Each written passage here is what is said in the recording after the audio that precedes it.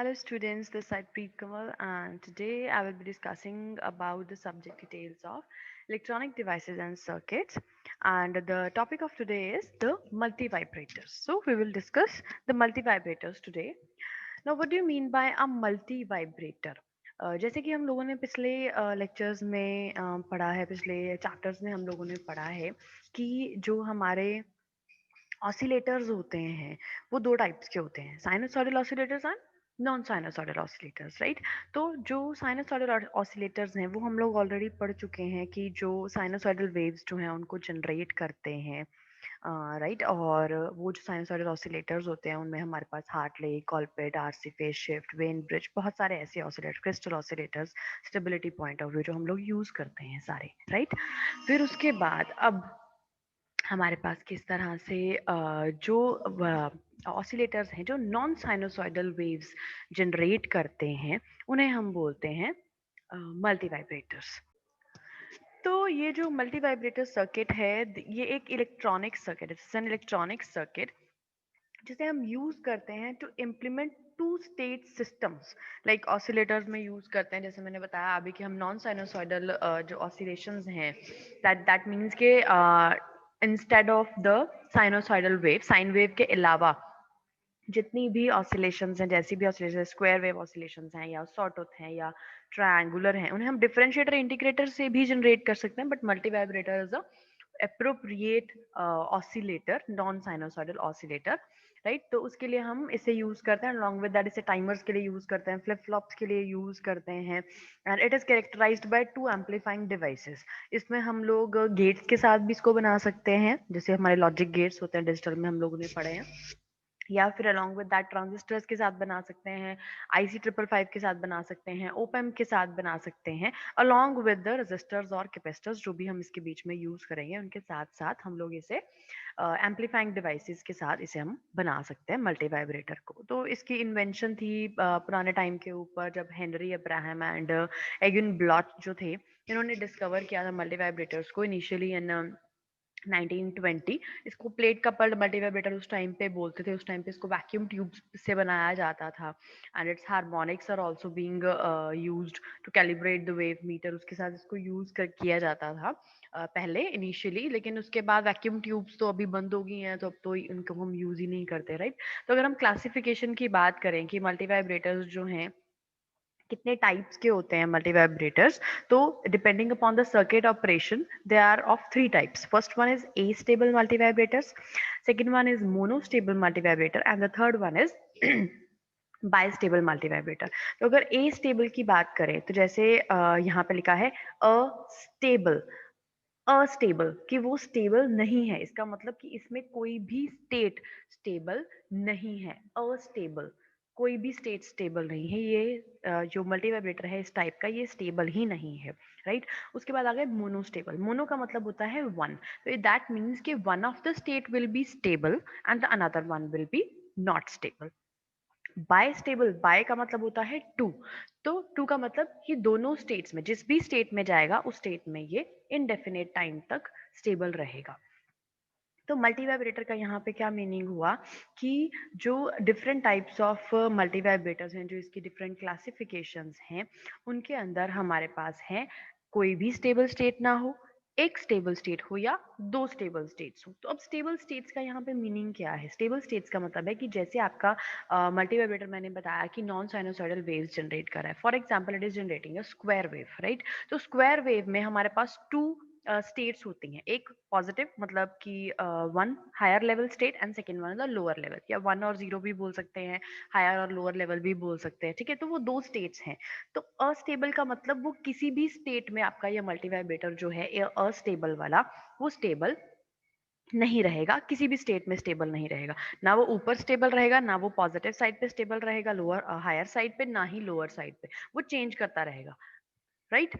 तो अगर हम मोनोस्टेबल की बात करें तो मोनोस्टेबल में एक स्टेट जो है वो स्टेबल रहेगी, मतलब कि एक स्टेट में वो हमेशा कंटिन्यूसली स्टेबल चलता रहेगा। उसके बाद जैसे ही हम उसको ट्रिगर करेंगे या उसको उसमें कुछ चेंजेस करेंगे तो वो अपनी स्टेट को चेंज करेगा, थोड़े टाइम के लिए उसमें रहेगा, फिर दोबारा से वापस अपनी लोअर वाली या जो भी उसकी स्टेबल स्टेट है उसके अंदर आ जाएगा। देन आफ्टर बाइस्टेबल का क्या मतलब है कि उसमें दो ट्रिगरिंग पल्सेस होंगी। तो अगर एक ट्रिगर पल्स देंगे तो वो एक स्टेट में स्टेबल रहेगा, फिर हम दूसरी दे देंगे तो दूसरी में स्टेबल रहेगा, फिर दोबारा से पहली दे देंगे फिर पहली में स्टेबल रहेगा। तो इस तरह से वो हमेशा स्टेबल रहेगा जितने टाइम तक आप उसे पल्स प्रोवाइड कर रहे हो। सो बाकी हम इसका ऑपरेशन जब पढ़ते हैं तो उसमें आपको ज़्यादा अच्छे से क्लियर होगा ये चीज़। तो let's discuss about the astable multivibrator first. So in the astable multivibrator, it is basically used to generate square waveforms, right? इसमें कोई भी एक्सटर्नल ट्रिगरिंग पल्स हमें अप्लाई करने की ज़रूरत नहीं है। सिंपल मल्टीवाइब्रेटर है, इसे हम फ्री रनिंग मल्टीवाइब्रेटर भी बोलते हैं। कोई भी एक्स्ट्रा इनपुट हमें इसको देने की ज़रूरत नहीं है। तो ये होगा इसका सर्किट अस्टेबल मल्टीवाइब्रेटर का। और जो आउटपुट होगी it will be something like, जैसे कि मैंने पहले बताया कि अस्टेबल का मतलब कोई भी स्टेबल स्टेट नहीं है।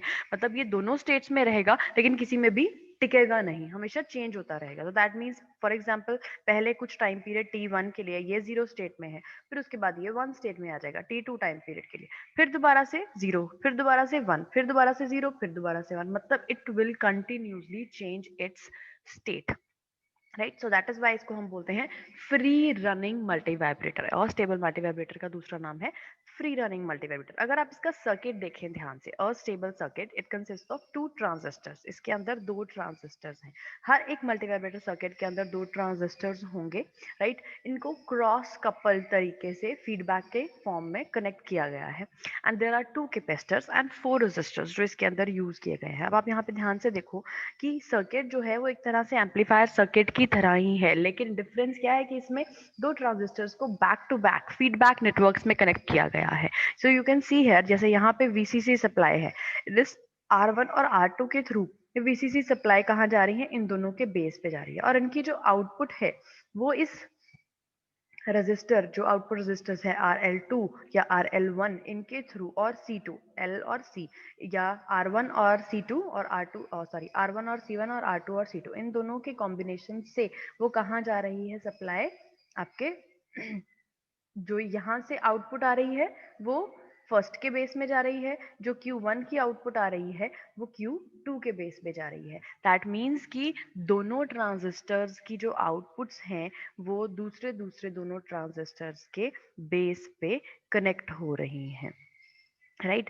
तो कंसिडर की सबसे पहले हम लोग, ये तो होगी कंस्ट्रक्शन इसकी कि इस तरह से हमने इसको कनेक्ट किया है, फीडबैक नेटवर्क्स में इसको कनेक्ट किया है आपस में।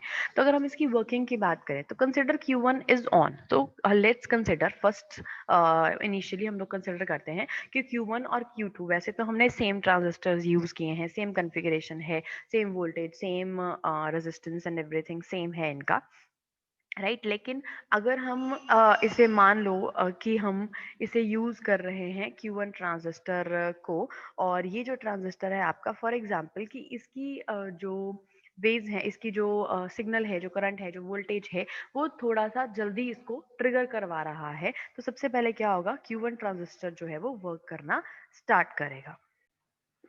सो अगर ये पहले स्टार्ट हो रहा है Q1 because of some changes in the slight changes in the configurations, अगर Q1 जो है वो पहले कंडक्ट कर रहा है और Q2 जो है वो अभी ऑफ कंडीशन के अंदर है, तो क्या होगा, तो VCC जो है it will drop across RL1।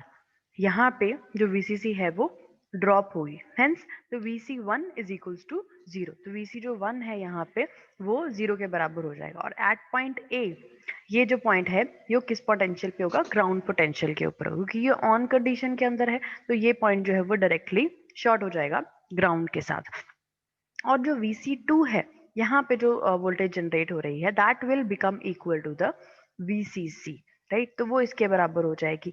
And C1 discharging और C2 चार्जिंग कंडीशन के अंदर आ जाएगा। जो C1 है वो आ जाएगा चार्जिंग कंडीशन के अंदर, और जो C2 है वो डिस्चार्जिंग कंडीशन के अंदर आ जाएगा। तो इस वजह से क्या होगा कि जब ये चार्जिंग कंडीशन के अंदर होगा और वो दूसरा डिस्चार्जिंग कंडीशन के अंदर, तो उस टाइम पे क्या होगा, आपका जो सिग्नल है, जो आपका करंट है, वो इस तरह से कुछ फ्लो करेगा इसके अंदर, क्योंकि ये डिस्चार्ज हो रहा है। जब C2 आपका डिस्चार्ज हो रहा है तो इसका डिस्चार्ज पाथ क्या है, इसका डिस्चार्ज पाथ है Q1, सॉरी, इसका डिस्चार्ज पाथ है Q1। तो वो Q1 के थ्रू क्या होगा, डिस्चार्ज होगा। राइट।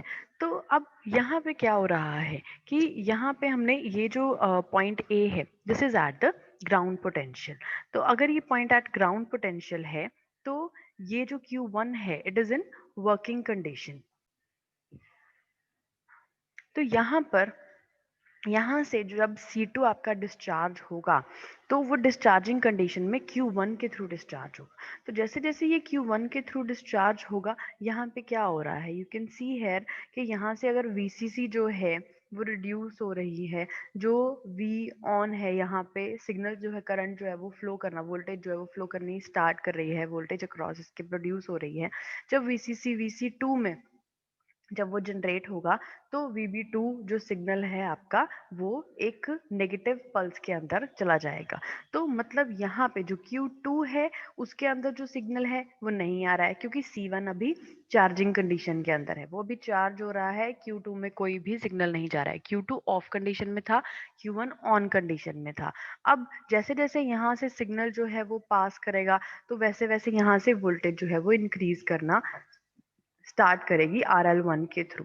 जब यहाँ से वोल्टेज इंक्रीज करेगी, तो C2 से जो आपका सिग्नल जा रहा है Q1 के अंदर, उसके बेस में जा रहा है, वो उसको और ज़्यादा ऑन कंडीशन के अंदर लेके जाएगा, और ज़्यादा उसमें से सिग्नल फ्लो करेगा। तो Q1 जो है वो एक पॉइंट पे आके आपका सेचुरेशन रीजन में चला जाएगा। तो दैट मीन्स कि Q1 पे हमें सेचुरेशन, मतलब कि ऑन कंडीशन वाला जो आपका स्विच है वो मिलेगा। ट्रांजिस्टर एज अ स्विच यहाँ पे एक्ट कर रहे हैं मल्टीवाइब्रेटर्स के अंदर, राइट। और जो Q2 है वो, क्योंकि ऑफ कंडीशन के अंदर है, वो और ज्यादा ऑफ कंडीशन में चला है, क्योंकि उसे बेस पे कोई भी सिग्नल नहीं मिल रहा है। तो फर्स्ट केस में हम लोग क्या कंसिडर कर रहे हैं कि Q1 is in on condition, Q2 is in of condition, and because of these capacitors, उनकी चार्जिंग और डिस्चार्जिंग की वजह से क्या हो रहा है, आपका जो Q1 है वो सेचुरेशन रीजन में चला गया है, ऑन स्विच की तरह वर्क कर रहा है, और जो Q2 है वो ऑफ स्विच की तरह वर्क कर रहा है, वो कट ऑफ रीजन में जा चुका है।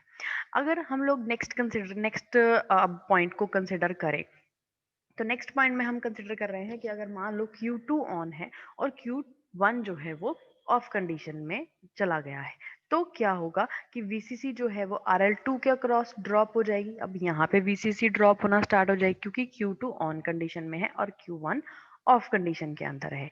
अब यहाँ पे क्या होगा, VC2 जो है that will become equal to 0। अब यहाँ से जब ये कैपेसिटर सारा का सारा डिस्चार्ज हो जाएगा Q1 के थ्रू, तो इसके अक्रॉस जो वोल्टेज है वो बन जाएगी 0। तो जब ये वोल्टेज 0 बन जाएगी, तो जो पॉइंट बी है वो ग्राउंड पोटेंशियल पे आ जाएगा। जब ये ग्राउंड पोटेंशियल पे आ जाएगा, तो VC1 जो है आपकी, वो VCC के इक्वल हो जाएगी। ये वाली जो VC1 है वो VCC के इक्वल हो जाएगी। दैट मीन्स कि ये कैपेसिटर फुली चार्ज हो चुका था पहले, जब पुरानी कंडीशन में। इस कंडीशन के अंदर C1 जब चार्ज हो रहा था, तो अब जब ये फुली डिस्चार्ज हो गया, उस टाइम तक ये फुली चार्ज हो गया। C1 जो है, जब तक C2 डिस्चार्ज हुआ कंप्लीटली, तब आपका C1 कंप्लीटली चार्ज हो गया, राइट।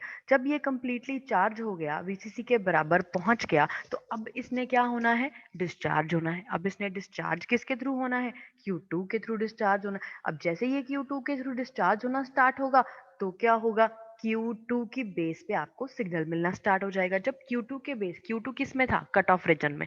जब Q2 के बेस पे सिग्नल मिलना शुरू होगा, तो वो क्या होगा, कट ऑफ रीजन से बाहर आना स्टार्ट होगा।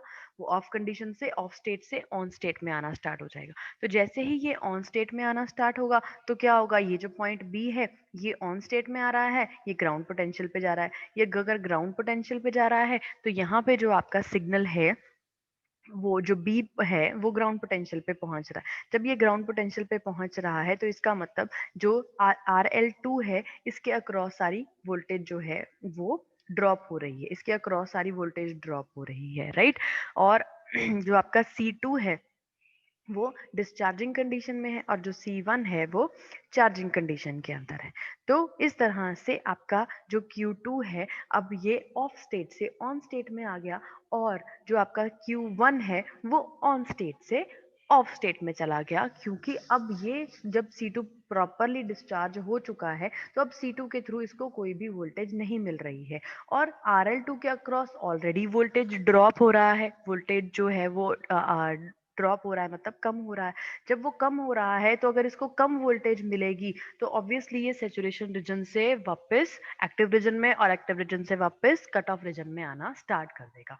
तो अब क्या होगा विद दिस फीडबैक एक्शन, क्या हो रहा है C1 और C2 के चार्जिंग और डिस्चार्जिंग की वजह से और वोल्टेज ड्रॉप्स की वजह से क्या हो रहा है दूसरे कंडीशन के अंदर, अब क्या होगा उसी सर्किट में चलते चलते सर्किट के आपका Q2 जो है वो कट ऑफ से सैचुरेशन रीजन में पहुंच जाएगा और जो Q1 है वो सैचुरेशन से कट ऑफ रीजन में पहुंच जाएगा। सो इन दिस कंडीशन इस तरह से क्या हो रहा है कि आपका जो मल्टी वाइब्रेटर है उसकी आउटपुट जो है वो स्टेबल नहीं है, वो कंटिन्यूसली Q1 और Q2 की जो चेंजेस हैं उसमें हो रही हैं और जिसकी वजह से उन चेंजेस की वजह से आपकी जो आउटपुट कंडीशन है वो स्टेबल नहीं आ रही है, वो कंटिन्यूसली चेंज हो रही है। VC1 और VC2 ये दोनों ऑपोजिट तरीके से काम कर रहे हैं। So you can see here ये मैक्सिमम VCC है। VC1 जब डिस्चार्ज है तो उस टाइम पे VC2 चार्ज है, जब वो चार्ज हो रहा है तो दूसरा डिस्चार्ज हो रहा है। इसी तरह से आपकी VB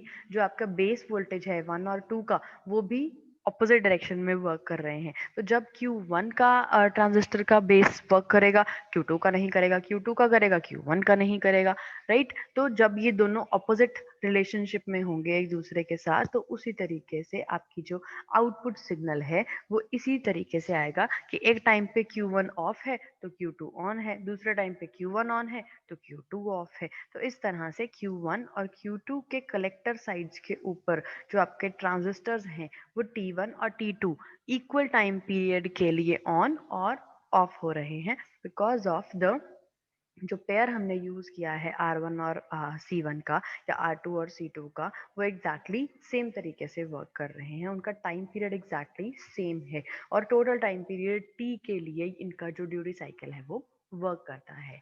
so this is about the A stable multi vibrator circuit, right. तो अगर हम फ्रीक्वेंसी ऑफ ऑसिलेशंस की बात करें किस तरह से फ्रीक्वेंसी सिग्नल्स की जनरेट होती हैं तो वो है it can be prove that of time for Q1 जो है वो T1 है that is 0.69 into R1 into C2 और जो Q2 के लिए है वो 0.69 इंटू R2 इंटू C1 है। तो टोटल टाइम पीरियड क्या हो गया 0.69 कॉमन आ गया R1 C2 plus R2 C1।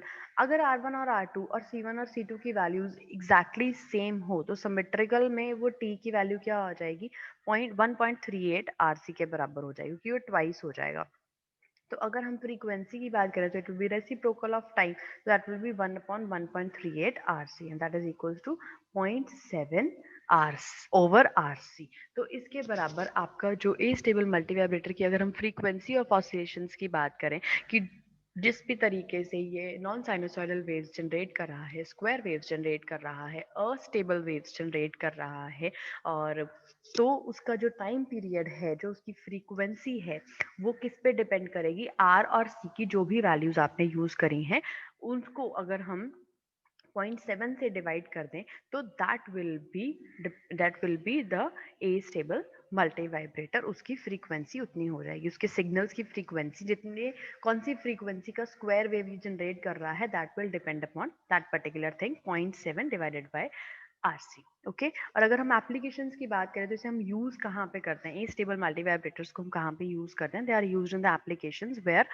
लो क्लॉक फ्रीक्वेंसी और क्लॉक पल्स ट्रेन जो है जो रिक्वायर्ड होती है, जहाँ पे वहाँ पे हम लोग इसको यूज करते हैं, या रिलैक्सेशन ऑसिलेटर्स में यूज करते हैं, इंडिकेटर लाइट्स में यूज कर सकते हैं, अर्ली ऑसिलोस्कोप्स में यूज करते थे, टेलीविजन रिसीवर्स में यूज करते थे, इसको टाइमिंग सिग्नल्स को जनरेट करने के लिए, क्लॉक सिग्नल्स को जनरेट करने के लिए हम लोग यूज कर सकते हैं ए स्टेबल मल्टी वाइब्रेटर्स को, right. So this was all about the A stable multivibrators, and in the next lecture we will discuss about the monostable and bistable multivibrators. So I wish it is all clear to you. If still there will be any doubts, then I will be taking them in the live sessions. Thank you so much. Take care.